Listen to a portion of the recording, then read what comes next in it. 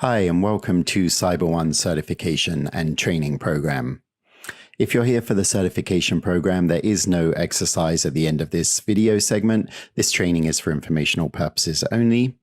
And if you're here for training and support, but you'd like to learn more about how to get certified as a CyberOne expert, you can contact your account manager or just shoot us an email at support@cb1security.com. Okay, so let's get started. Today we're in the compliance management module, and what we're going to be looking at is a workflow that shows you how to do compliance directly on a target, connecting the control library to control activities to begin your testing process. So let's look at that from the workflow diagram for a second. So that's starting from this section here in our compliance module. So with CyberOne, you can go through the governance protocols if you so desire and upload your policies and create internal controls in CyberOne.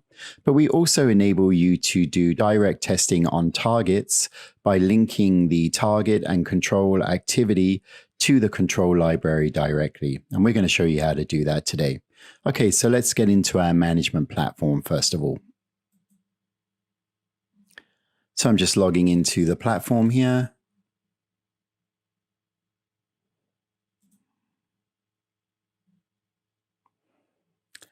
And we're going to we're actually going to stay in the policy management tab, and we can access the control library directly from here.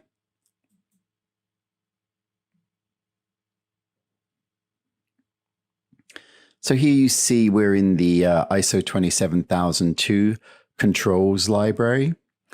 And so if I want to do an ISO control check on a target, an asset or project of any kind, I can simply select the control and open that record.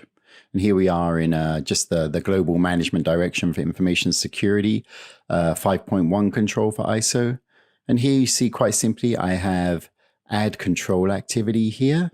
So I can just click on this button. And this gives me the option now to add the target that I want to test. And of course, that target has to be uploaded in CyberOne already. I'm going to select CyberOne as my target, the product. And then I'm just going to add control activity. And as you can see, what that does is it then takes us to our control activity section, and we've created a control activity record that we can now use to build evidence upon and do control testing. And so this record is saved. So if I now just switch to the compliance management tab and go into compliance management and then open that control activities tab, you can see that here is my control activity that's just being created. Now I can go into that, and then I can begin to follow the remainder of the workflow. So if I go back to my workflow slide for a second.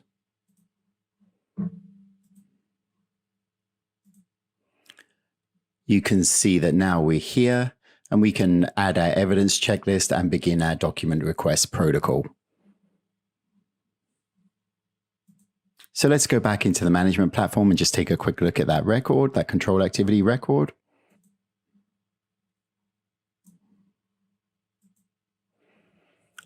And here you can see we just have text that's directly transferred over from the ISO control. So we can update that to our control activity, and then we can begin adding, if we go into edit, we can add the control frequency that we want to be looking at.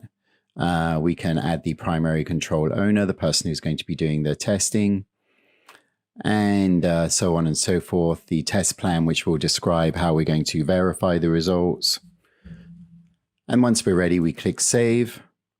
Then, of course, the following protocol steps are to add evidence from our evidence library and then begin the document request process.